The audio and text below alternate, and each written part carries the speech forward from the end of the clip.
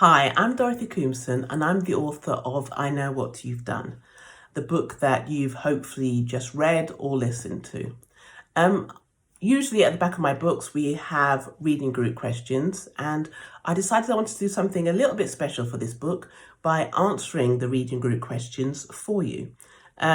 So you can pretend that I've come to your book group, or you can take them along to your book group and see what other people think and see if their answers match up to my answers. So what I'm going to do now is go through the questions and answer them for you and see what you think. It'd be fantastic if you would take a few minutes to tell me what your answers were. I'm on social media, I'm on the internet, you can email me through my website.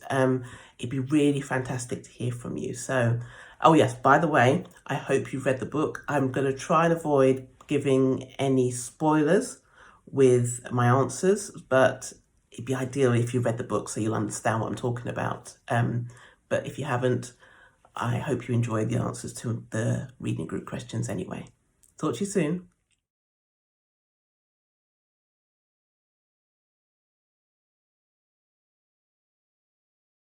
Okay, question 1. What would you do in Ray's position if you were handed a book of your neighbour's secrets? Would you hand it to the police straight away, or would you read it? Obviously I'd read it. I couldn't stop myself. I'd probably feel very guilty about it, and I would probably think that I needed to hand it over to the police at some point, especially if I wanted people to find out who had tried to kill Priscilla. But honestly, I would absolutely read it before I did that, just to see if there's anything about me in there and just to see what everyone's got up to, because I'm always fascinated by people. I don't think you can be a writer and not be fascinated by people. So yes, if I was in Ray's position, I would absolutely read the book.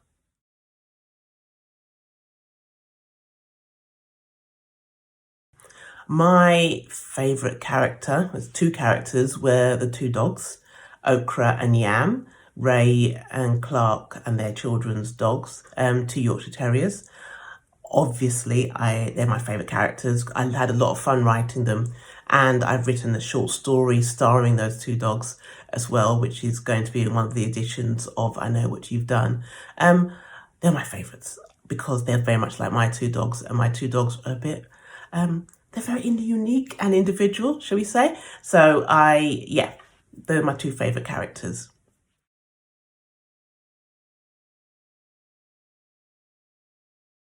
For me, there are a couple of characters who are obvious kind of villain type characters, but for me, I think the character I liked least was Lily. If I was reading the book, I think I would like her the least. Obviously, as the writer of the book, I loved writing her. She was really fun to create, and it was great to kind of go through her story. But if I was reading the book, I would think I would like her least, because she does so many terrible things, and she can't see that she's doing these terrible things and why what she's doing is not great, and the harm she kind of causes in a certain way. She doesn't actually realize she's causing that harm. Sometimes she does, but I think a lot of the time she doesn't actually realize it because she wants her life to be how she wants it. So yeah, so that's the person I think the character I liked the least as a reader would.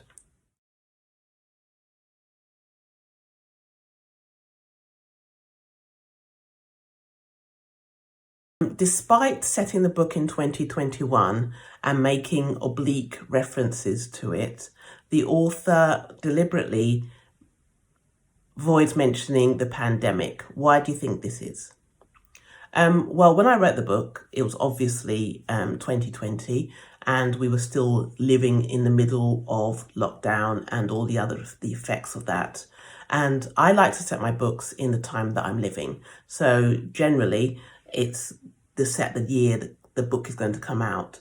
Obviously, that went wrong for me horribly with All My Lies Are True, because that came out. I wrote it in 2019, I set it in 2020, and in 2020, very little of what happened in the book could have happened in real life. So I had to write almost like a disclaimer at the front of All My Lives Are True to remind people that I had written it at a time where I didn't realise what was coming. With I Know What You've Done, we'd kind of been in that sort of time period for a while, and we were all hopeful that when we got to 2021, things would be different. They weren't. They were actually quite a lot different, but not as different as we'd like them to be. And I wanted to kind of acknowledge what we've all been through, what the collective experience had been. And it had been this thing that had happened with us. But I didn't want to keep harking on about it. I didn't want it to become a pandemic book, but I wanted to show the effects that that time period had on all of us and how we lived and how we thought, and particularly Ray. It has a very big impact on her, but it has an impact on pretty much all the characters as well, and their lives and the things they do and why they do the things they do. So I set it in 2021 in a almost post-pandemic world, not realising where we'd be. I kind of guessed where we'd be, and it's not too inaccurate about where we are. But yeah, that's why I did it. I wanted to rip off the sticking plaster, as it were, because I know a lot of authors are struggling to know what to do, whether to set it in their books in 2019 or in 2022. And I wanted to get that over with. I wanted to get that worry out of the way, because once you've done it, you can do it again and again and again. And so that's why I decided to do that. But I didn't, as I said, I didn't want it to become a pandemic book or a book that constantly harks on about what has happened in that time period.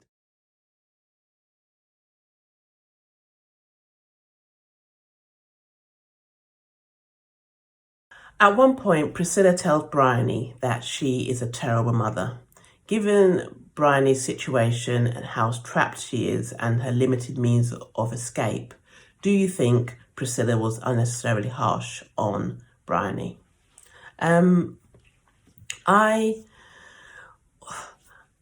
I found the whole Bryony and Priscilla's sort of like influence on that situation really complex and difficult to write, because on the face of it, Bryony has the means to change her situation. The reality is it's not that easy for her.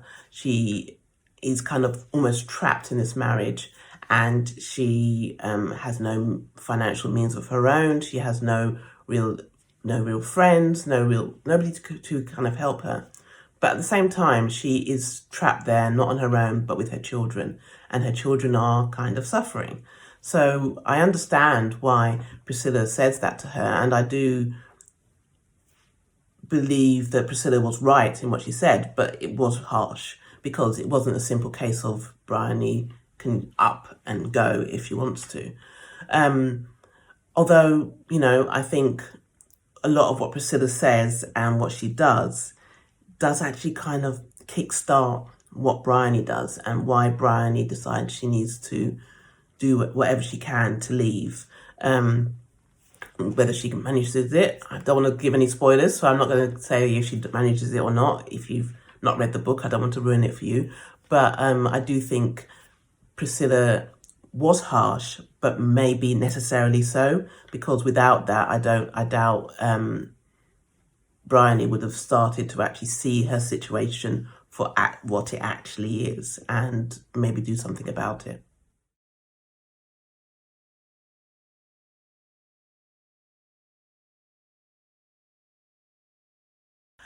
At one point, Priscilla tells Bryony that she is a terrible mother. Given Bryony's situation and how trapped she is and her limited means of escape, do you think Priscilla was unnecessarily harsh on Bryony? I found the whole Bryony and Priscilla's sort of like influence on that situation really complex and difficult to write, because on the face of it, Bryony has the means to change her situation. The reality is it's not that easy for her. She is kind of almost trapped in this marriage, and she has no financial means of her own. She has no real no real friends, nobody to kind of help her. But at the same time, she is trapped there, not on her own, but with her children, and her children are kind of suffering. So I understand why Priscilla says that to her, and I do believe that Priscilla was right in what she said, but it was harsh because it wasn't a simple case of Bryony can up and go if she wants to. Although, I think a lot of what Priscilla says and what she does actually kind of kickstart what Bryony does and why Bryony decides she needs to do whatever she can to leave. Whether she manages it, I don't want to give any spoilers, so I'm not going to say if she manages it or not. If you've not read the book, I don't want to ruin it for you. But I do think Priscilla was harsh, but maybe necessarily so, because without that, I doubt Bryony would have started to actually see her situation for what it actually is and maybe do something about it.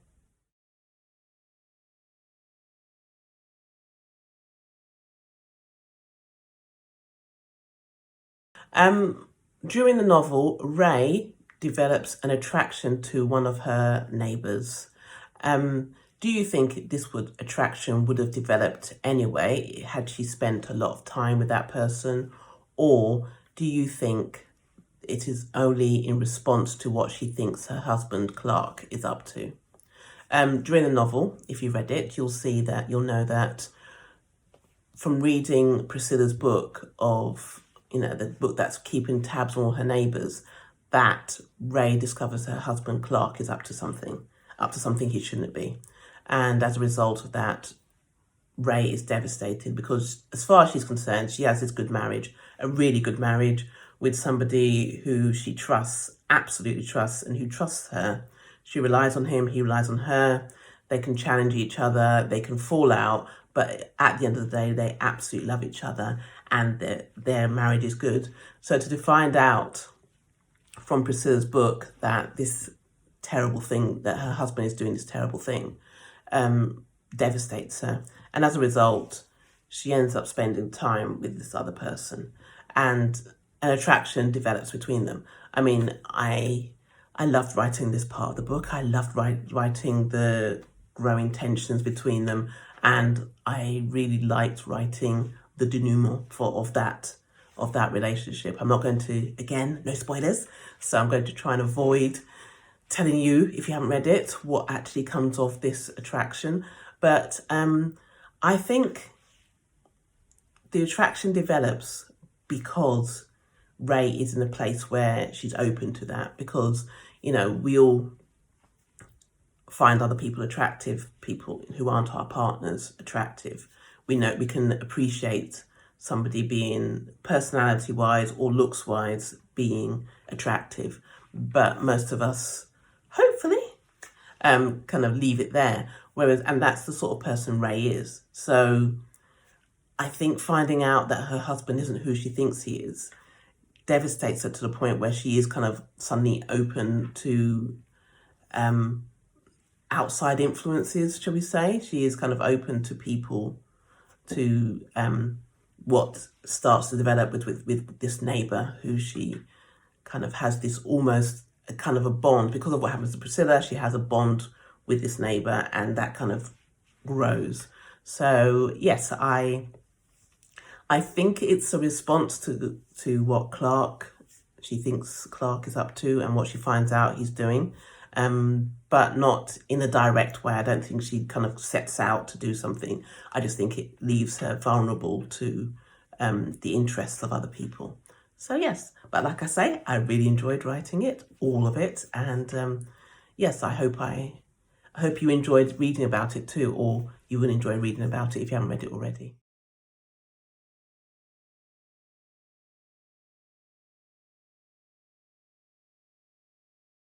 For me, there are two characters who are in the running for me empathising with most. The first one is Priscilla, which seems odd because, Priscilla is the person who kicks off all of this by keeping tabs on her neighbours.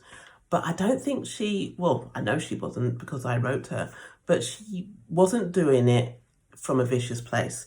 She started doing it for a particular reason, as you find out in the book.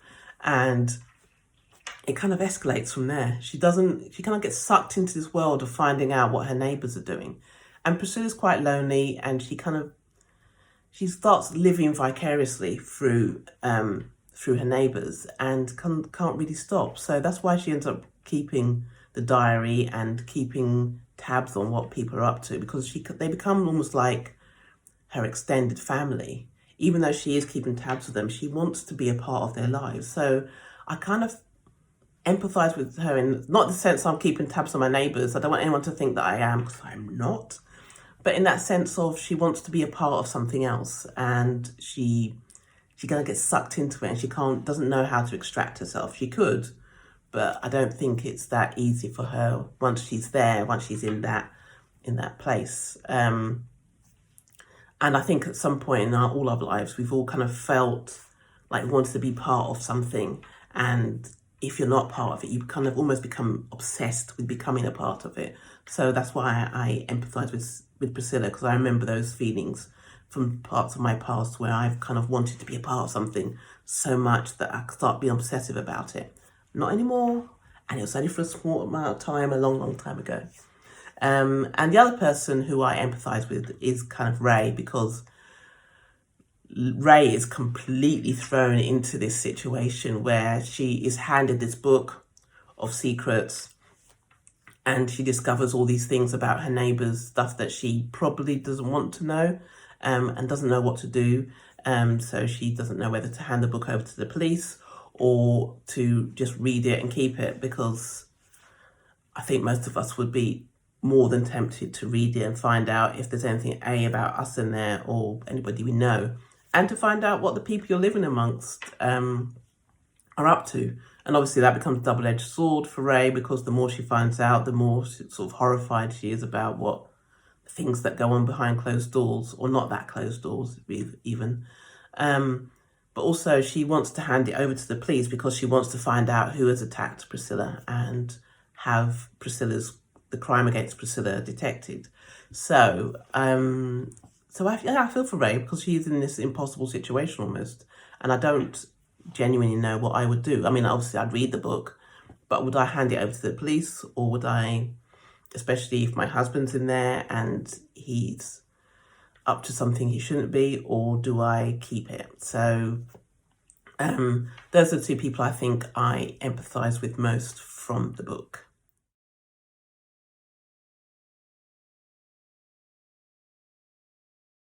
Now, obviously I can tell you mine, but I don't want to tell you indirectly, because I don't want to spoil it for you if you haven't read the book. But for me, it was the final couple of pages. That was when I realised that's where the book had to go, and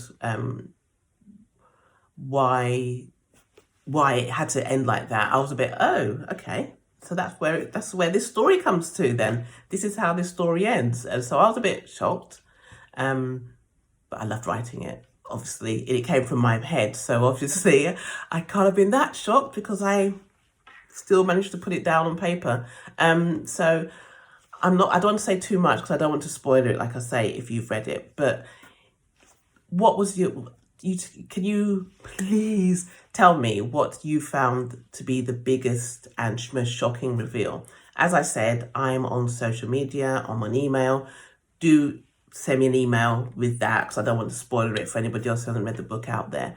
But it would be great to hear what you think, and also to hear what your answers to the other questions were, and how what you think about my answers as well. Do they match yours, or are they wildly different? Are we on completely different pages when it comes to how we read the book and how we experienced the book?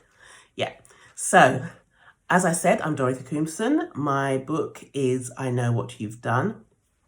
I'm on email, on the internet, on social media, so find me and tell me what you think of I Know What You've Done.